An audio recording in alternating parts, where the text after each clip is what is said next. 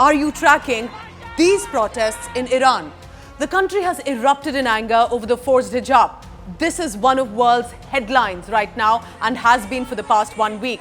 It's about time that you would be following this story. And if you haven't been, I'll tell you why.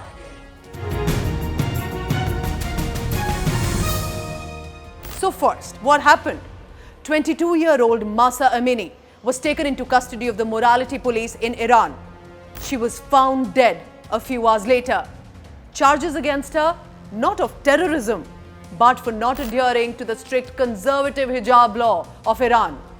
Digest that for a moment, that a young woman was brutally beaten to death because her hair strand was showing and she was not wearing her hijab like it was supposed to be worn by the conservative law of the country. And a month since then, a furious rallying point, a counter-movement against the violently enforced hijab diktat in Iran. These are the protests that are being led by women, joined by men, and importantly, remember, at a time when most of them are risking their life. With the reports that are trickling in, because there are restrictions on movement, restrictions on internet, according to reports, about 100 people have been killed in these protests. You've probably seen viral images of women burning their headscarf, cutting their hair, placing themselves at impossible risk with these daring videos and political defiance of one of the most entrenched diktats in that country. London-based Amnesty International confirmed 53 deaths. Iran's semi-official Fars news agency has confirmed around 60 people. Oslo-based Iran Human Rights have put the number at least at 92. Verified after restrictions that have been placed.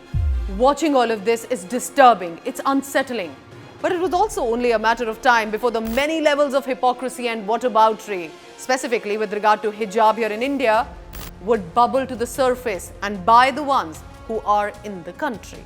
The first movers were some prominent voices who tried to draw a parallel between the violent, brutal crackdown and murders in Iran to the democratic and legal fight here in India in Karnataka's educational institution.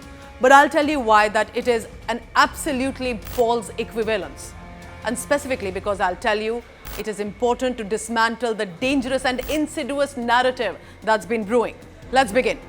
In India, first, all citizens have the right and the freedom to wear what they want. Second, the girls who did protest against not being allowed to wear the headscarf in their schools and educational institutions approached the court, took a legal fight, a democratic by all means. If the government had to contradict, the government contradicted in court. No girl was arrested, tortured and beaten up in custody, and thank God for that. All of this, remember, the girls in Karnataka managed to not only document their protests, speak out their mind, be heard by the whole country and the whole world, but they also got political and social support. Comparing all of this, the right to protest, to the murders and the crackdown in Iran. Comparing the right of women in India who stand along men in all quarters to no rights of basic women dignity in Iran, really. Second big hypocrisy, that hijab is a matter of choice. Now, every individual does have a right to choice. Absolutely, I agree to that. But this case proves that when there is no opposition to patriarchal conditioning, it then goes on to become a forced culture and then leads to killings and murders, like we have seen in this case, because by then the opposition has come too little too late. And I'm not saying this. Iranian activists and anti-hijab brave voices have denounced this choice brigade for being politically correct, for dooming the lives of women who do not have this choice. Because most of them are sitting in privileged houses, even here in India, not realizing the scale of the violence that the women are facing in Iran or in Afghanistan. This young woman was Iran's Nika Shakarami. Her nose was smashed, her skull was pounded. She was protesting against the death of Mahsa Amini on the streets. She was only 17 years old.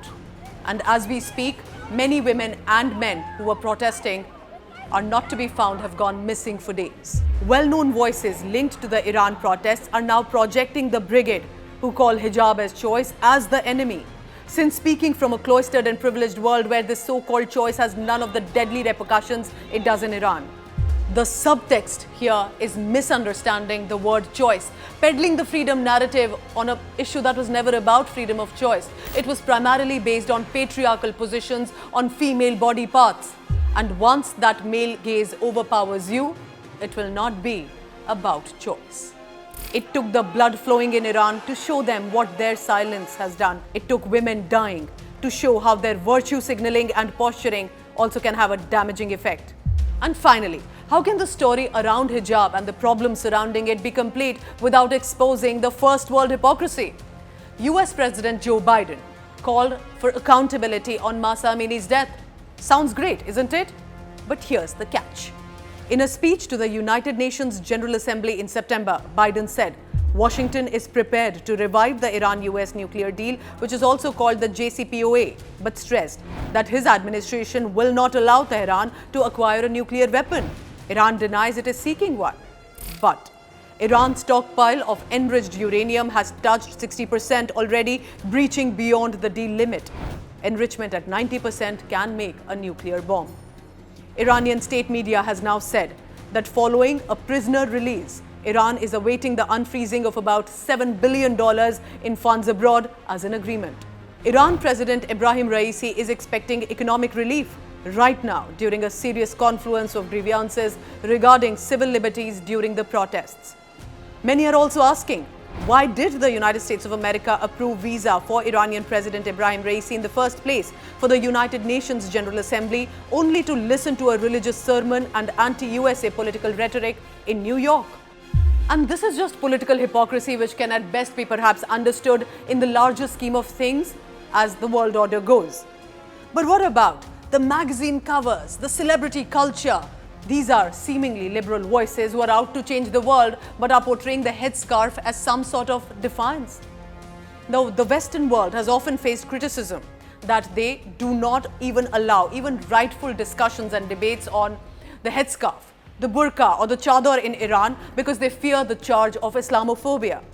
For example, a prominent Iranian rights activist, Mahsa Amini, has accused and criticized the European women politicians who go and when they are visiting Iran do wear the headscarf. In many ways, they are reaffirming the culture or the forced culture of hijab there in the country. And all of this, must I remind you that the burkini ban in Europe was suspended within 1 month due to the global outrage that had followed against it. Does the morally superior Western world not realize that by portraying these covers as some sort of a revolutionary self-expression, they are denying the support that should have been instead given unanimously to the women in Iran and Afghanistan who are fighting for basic women dignity, who are dying for basic women dignity? And as I conclude, compulsion is not culture. Torturing women to adhere to a strict dress code to avoid the male gaze is not culture. Supporting, justifying, being politically correct about what should be condemned is not culture. The fight over hijab will not end anytime soon, but the hypocrisy must. Thank you for watching.